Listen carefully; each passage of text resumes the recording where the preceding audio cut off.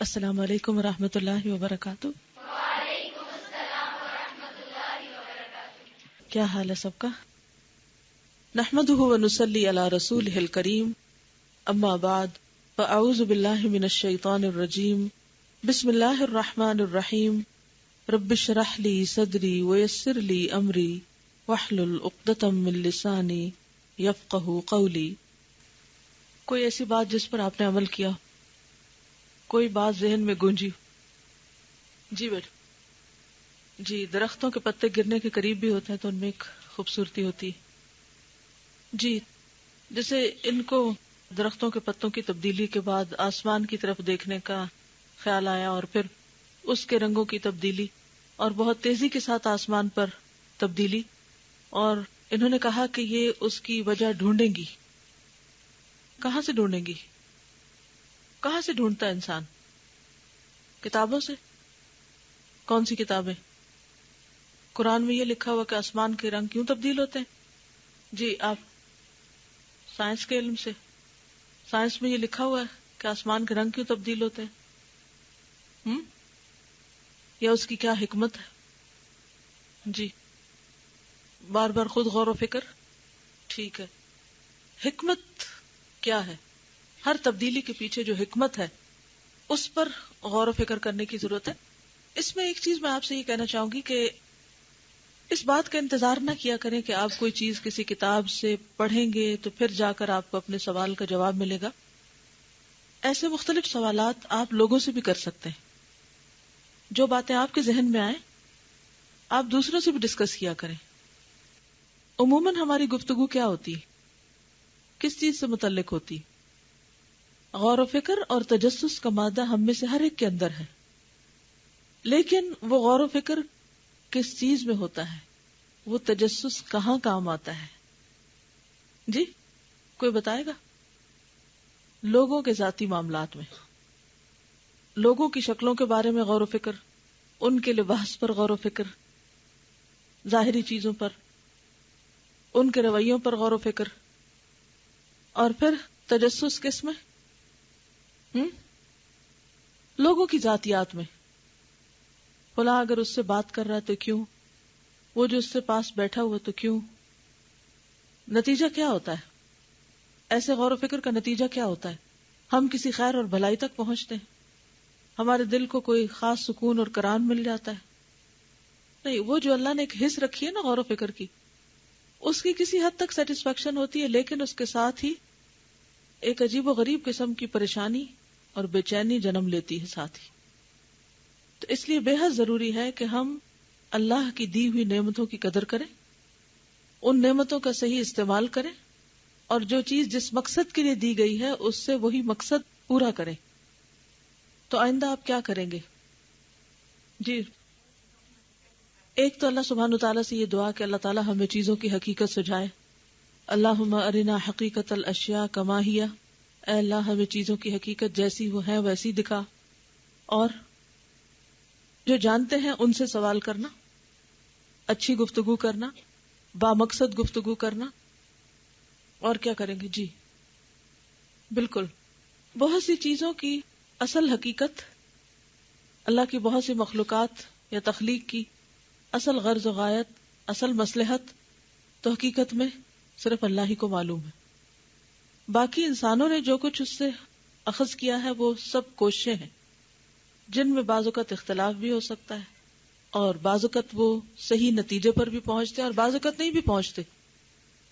تو انسانی علم یا انسانی جو کوشش ہے وہ حتمی نہیں، یا وہ 100% درست نہیں ہو سکتی، پوری طرح اس پر اعتبار نہیں کیا جا سکتا۔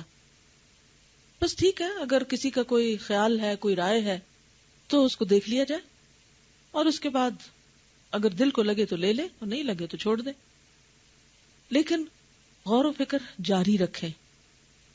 اگر آپ کی گفتگو بامعنی ہوگی، وہ جو ہم اس روز بات کر رہے تھے نا کہ شیطان سے بچاؤ کے طریقے کیا ہیں، ان میں سے ایک اہم ترین طریقہ لغو، بیکار، بے مقصد گفتگو سے پرہیز، کیونکہ شیطان بیکار باتوں کے ذریعے انسان پر حملہ آور ہوتا ہے، بے معنی اور بے مقصد گفتگو کے ذریعے وہ ہم پہ قابو پاتا ہے۔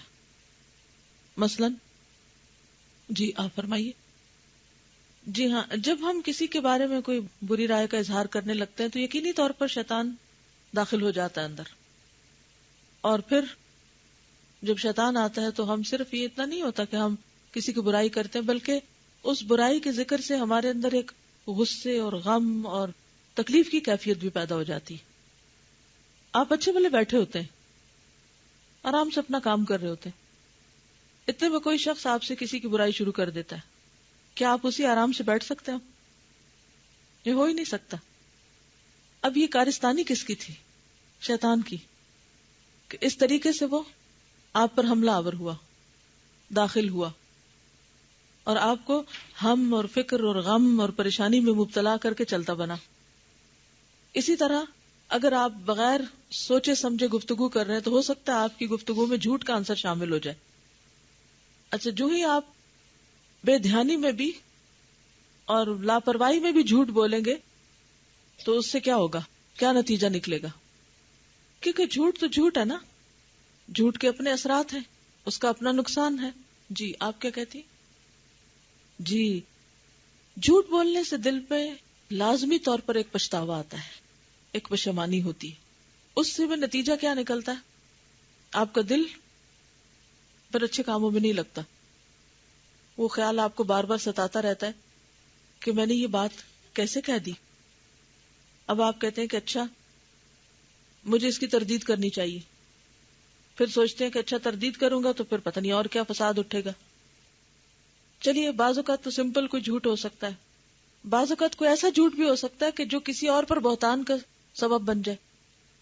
اس طریقے سے آپ کوئی تعمیری کام نہیں کر سکتے. ٹھیک ہے، تو جب آپ کوئی تعمیری کام نہیں کر سکتے تو اس کا نقصان کیا ہوتا ہے؟ آپ کی زندگی ضائع ہونے لگتی ہے. زندگی کس چیز سے بنی؟ ایک ایک لمحے سے، ایک ایک منٹ سے، ایک ایک گھنٹے سے، ایک ایک دن سے، ایک ایک ہفتے سے، ایک ایک مہینے سے اور ایک ایک سال سے. اگر آپ نے لمحے ضائع کرنے شروع کر دیے تو گویا دوسرے لفظوں میں آپ نے کیا ضائع کر دیے؟ سال ہا سال ضائع کر دیے. بظاہر جب ہم وقت کا ایک چھوٹا سا حصہ ضائع کرتے ہیں تو ہم یہ سمجھتے ہیں کہ ہم تھوڑی دیر کی تو بات ہے، چند لمحوں کی بات ہے، اس سے کیا فرق پڑتا ہے؟ کیا تھوڑی دیر کے لیے بھی ہم ریلیکس نہیں ہو سکتے؟ لیکن پھر کیا ہوتا ہے؟ وہ تھوڑی دیر نہیں ہوتی. شیطان کو حملہ آور ہونے کے لیے کتنی دیر چاہیے؟ ایک لمحہ، پلک جھپکنے کی دیر، فوراً حملہ آور ہوتا ہے. جیسے وہ شہد کی مکھی جو ہوتی ہے وہ ڈنک مارتی ہے نا، تو ڈنک مار کے چلی جاتی. اسی طرح شیطان بھی وسوسے کا ڈنک مار کے چلا جاتا ہے اور پھر آپ اس کے اثرات بھگتتے رہتے ہیں اور بعض اوقات بغیر کسی وجہ کے بھی وقت ضائع کیے چلے جاتے ہیں. تو ایسی تمام چیزوں سے محفوظ رہنا بے حد ضروری ہے. اور اس کے لیے کی کیا ہے کہ انسان بیکار اور بے مقصد گفتگو سے پرہیز کرے. چلیے آگے بھی ہم بڑھتے ہیں. کچھ صفحہ نمبر 59 آخری پیراگراف. حقیقت یہ ہے کہ انسان اس اصول پر عمل کیے بغیر اس دنیا میں زندہ ہی نہیں رہ سکتا. کس اصول پر؟ کہ تقدیر کو تقدیر سے توڑے. بھوک پیاس سردی گرمی اور ہمہ قسم کے خوف سے نجات پانے اور بچنے کے اسباب تقدیر ہی کی جانب سے ہیں. کیا کچھ تقدیر کی طرف سے ہے؟ بھوک پیاس سردی گرمی، ہر قسم کے خوف سے نجات پانے اور بچنے کے اسباب طریقے، یہ بھی تقدیر ہی کی طرف سے. یہ جو پیچھے بات ہے نا تقدیر کو تقدیر سے توڑے. اب مثلا اگر بھوک تقدیر میں ہے کہ بھوک لگے گی تو علاج بھی کس میں ہے؟ تقدیر میں، کہ انسان پھر کیا کرے؟ کھانا کھائے. اسی طرح پیاس لگنا، اسی طرح سردی. اب سردیوں کا موسم آتا ہے تو سردی تو لگے گی، تقدیر میں ہے نا. تو پھر کیا کرے؟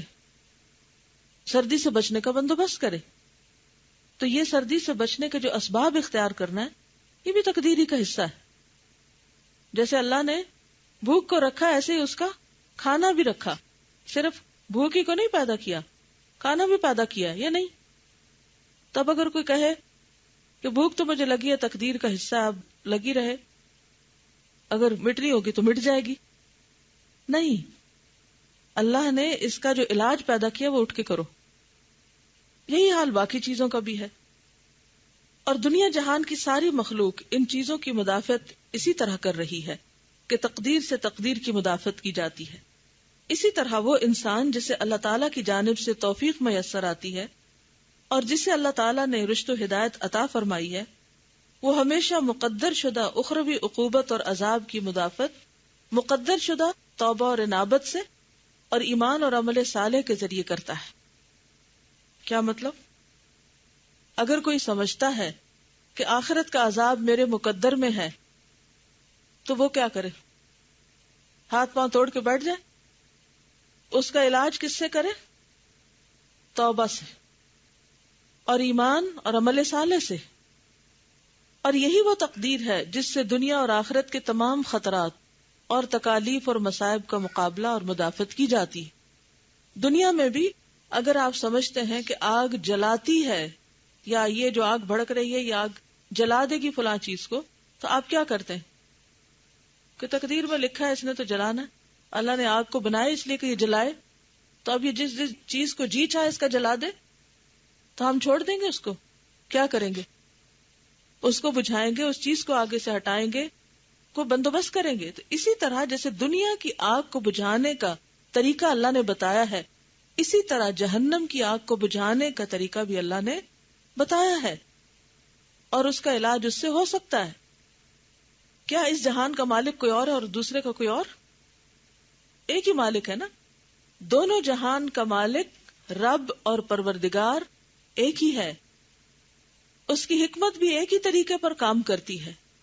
اس کی حکمتوں اور مصلحتوں میں باہم تضاد اور تناقض نہیں.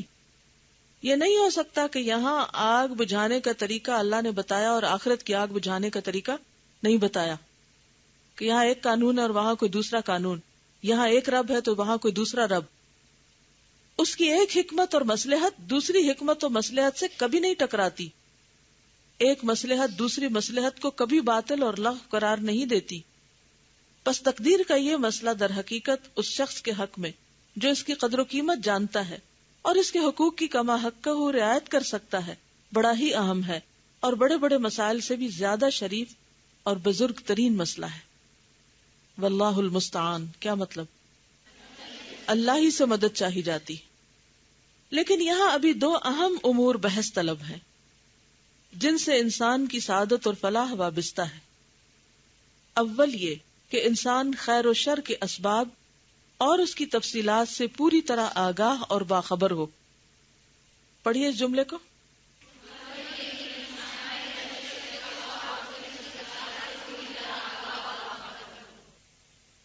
کوئی وضاحت کرے گا کیا مطلب ہے اس کا؟ ہمیں کیا پتا ہونا چاہیے؟ سمپل ورڈز میں کوئی جملے کو دہرائے. جی آپ بتائیے. شابش. یعنی ہم سب کو پتا ہونا چاہیے کہ خیر کس سے آتی ہے، شر کیسے آتا ہے. خیر و شر کے اسباب یہ پتا ہونے چاہیے اور اس کی تفصیلات معلوم ہونی چاہیے. اب واضح ہوئی بات؟ ہم سب کو پتا ہونی چاہیے.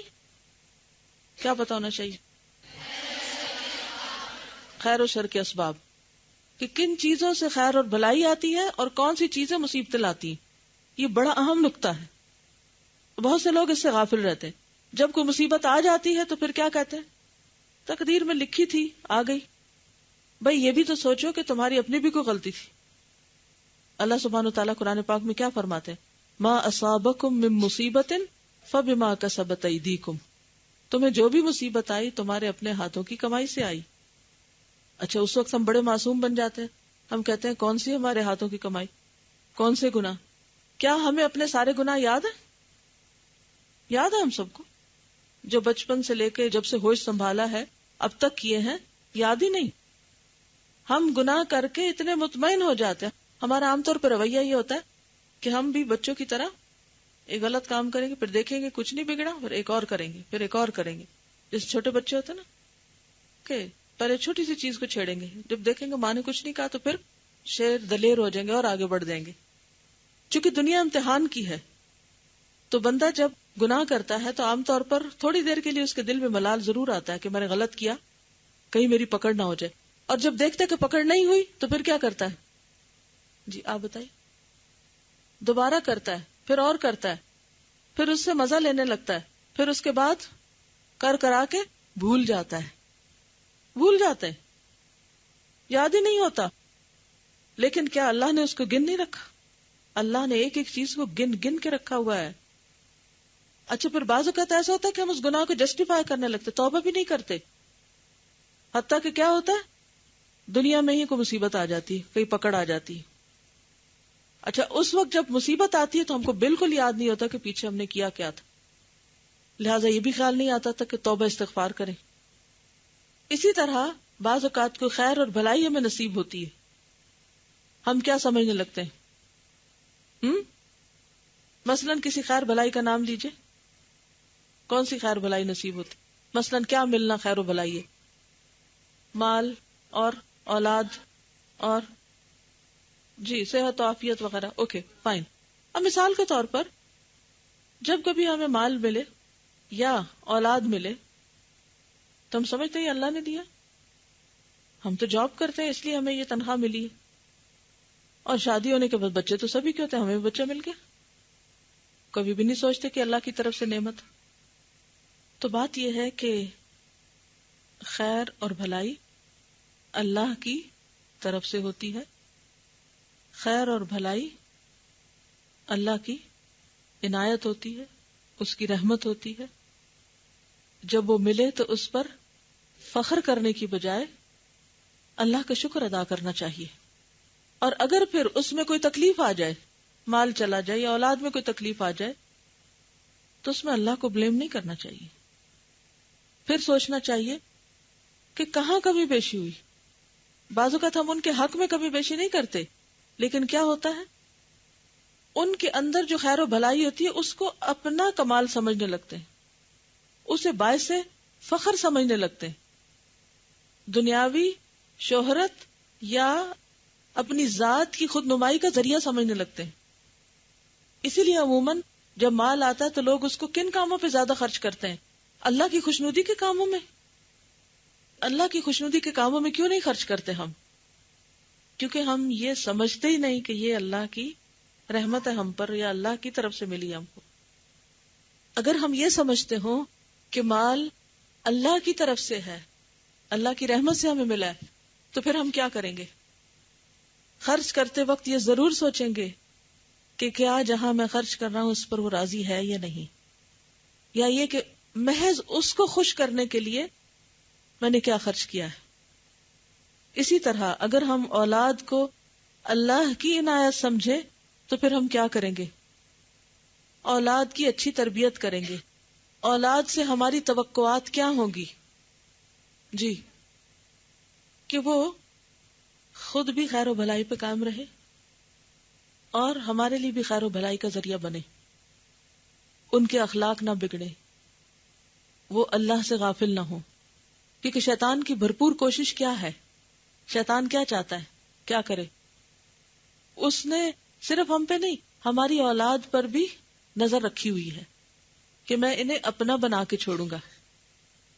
لَأَحْتَنِكَنَّ ذُرِّيَّتَهُ، اس کو اپنے قابو میں لے کے رہوں گا. تو اس لیے بے حد ضروری ہے کہ ہم جو خیر ہم کو ملے، جو نعمت ہم کو ملے، اس کے بھی اسباب پہ غور کریں کہ یہ کیوں ملی ہے، کیسے ملی ہے. اور اسی طرح اگر کوئی تکلیف آئے تو اس کے اسباب پر بھی غور کریں اور اس کی تفصیلات سے پوری طرح آگاہ اور باخبر ہو. بس انسان اس بارے میں اپنے مشاہدات کو جو دنیا میں اس کے سامنے آ چکے ہیں اور اپنے اندر باہر کے تجربات کو اور قدیم اور جدید اگلی پچھلی قوموں کے حالات اور واقعات کو جو اس نے تاریخ میں پڑھے اور سنے ہیں اپنا نصیر و مددگار بنائے. یعنی صحیح راہ پانے کے لیے پھر انسان کیا کرے کہ غور و فکر کہاں سے کرے گا؟ اپنے مشاہدات سب سے پہلے. تو غور و فکر کا طریقہ بتا رہے ہیں. اندر باہر کے تجربات جو دنیا میں اس کے سامنے آ چکے ہیں، یعنی جو کچھ وہ دیکھتا ہے انسان خود، جو بھی واقعات اس کے سامنے پیش آتے ہیں، اندر باہر کے تجربات، لائف کے ایکسپیرینس جو ہوتے ہیں، قدیم اور جدید، پرانے نئے، اگلی پچھلی قوموں کے حالات و واقعات، یعنی اپنے خاندانی حالات بھی، واقعات بھی، اور دنیا کے حالات بھی جو اس نے پڑھے اور سنے ہیں، ان کو اپنا نصیر و مددگار بنائے، یعنی ان تجربات سے سبق لے. اور اس بارے میں سب سے زیادہ مفید اور نفع بخش قرآن حکیم ہے. پورے غور و تدبر سے اگر قرآن حکیم کا مطالعہ کیا جائے تو قرآن حکیم ان تمام امور کا بجمیع وجوہ، یعنی تمام طریقوں سے کفیل و ضامن ہے. وجوہ کہتے ہیں یعنی مختلف اس کے جو پہلو ہوں کسی چیز کے، وجوہ وجہ سے. اس کے اندر خیر و شر کے تمام اسباب پوری تفصیل اور پوری وضاحت کے ساتھ موجود ہے، یعنی قرآن مجید کے اندر کہ مختلف اقوام کے ساتھ کیا ہوا. مثلا حضرت نوح علیہ السلام کی کہانی میں ہمیں کیا ملتا ہے؟ نوح علیہ السلام کے بیٹے کے معاملے میں اللہ سبحانہ و تعالیٰ نے قرآن پاک میں جو فرمایا ہے، کیا وہ ہم سب کے لیے مثال نہیں ہے؟ دوسری طرف حضرت مریم کی مثال ہے، ابراہیم علیہ السلام کی مثال ہے. تو تاریخ کے یہ واقعات ہمیں کیا سکھاتے ہیں، کیا بتاتے ہیں؟ صرف انفرادی طور پر نہیں، اجتماعی طور پر بھی پیغمبروں کی ساری تاریخ ہمیں بتاتی ہے کہ خیر و شر کے اسباب کیا ہیں. کسی قوم پر خیر آیا تو کیوں آیا؟ یونس علیہ السلام کی قوم پر اللہ کی رحمت ہوئی تو کیوں ہوئی؟ خود یونس علیہ السلام پر اللہ کی رحمت ہوئی تو کیوں ہوئی؟ اور اگر کچھ قومیں اللہ کے عذاب میں پکڑی گئی تو کیوں پکڑی گئی؟ جی ہاں، تو یہ سب کچھ قرآن حکیم کا مطالعہ کرنے سے اور بغور مطالعہ کرنے سے ہمیں پتہ چلتا ہے. قرآن حکیم کے بعد سنت نبوی کا درجہ ہے. سنت نبوی قرآن کریم کی رفیقہ، بہن اور درجہ دوم کی وحی الہی ہے.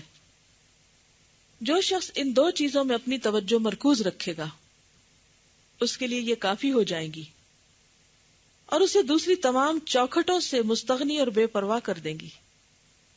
تو اس سے اندازہ لگائیں کہ کتنا بڑا خزانہ ہے یہ دونوں چیزیں رہنمائی اور راہبری اس طرح کرتی ہیں کہ خیر و شر اور ان کے اسباب اس طرح سامنے آ جاتے ہیں گویا انہیں جیتی جاگتی آنکھوں سے دیکھا جا رہا ہو. اس کے بعد دنیا کی قوموں اور ملتوں کی تاریخ اور اطاعت گزاروں اور نافرمانوں کے حالات اور واقعات پر غور کریں تو اچھی طرح واضح ہو جائے گا کہ قرآن حکیم اور سنت نبوی صلی اللہ علیہ وسلم نے جو کچھ بیان کیا ہے بالکل صحیح اور درست ہے. تاریخ اور حالات کا ہر واقعہ کتاب و سنت کے عین مطابق ہے اور ایسے تمام تاریخی واقعات اور حالات اللہ تعالیٰ کے ان وعدوں اور وعیدوں کی تفصیل ہیں جن کی اللہ تعالیٰ نے خبر دی ہے. ان حالات میں آفاق و عالم میں اللہ تعالیٰ کی جس قدر نشانیاں ہیں وہ رہنمائی اور رہبری کریں گی کہ قرآن حکیم بالکل برحق ہے. حضرت محمد رسول اللہ صلی اللہ علیہ وسلم برحق پیغمبر ہیں اور اللہ تعالیٰ اپنے وعدے ضرور پورے فرمائیں گے. پس تاریخ ان جزئیات اور واقعات کی تفصیل ہے جو اللہ تعالیٰ اور اس کے رسول صلی اللہ علیہ وسلم نے اسباب خیر و شر کے ضمن میں پیش فرمائے ہیں اور یہ ان اسباب خیر و شر کے کلیات و اصول کی تفصیل ہے جس کی اللہ تعالیٰ اور اس کے رسول صلی اللہ علیہ وسلم نے وضاحت فرمائی ہے. تو خلاصہ یہی ہے کہ انسان پر غور و فکر کے لیے قرآن و سنت کا سہارا لے. جزاکم اللہ خیرا. سبحانک اللہم و بحمدک نشہد ان لا الہ الا انت نستغفرک و نتوب الیک. السلام علیکم و رحمۃ اللہ وبرکاتہ.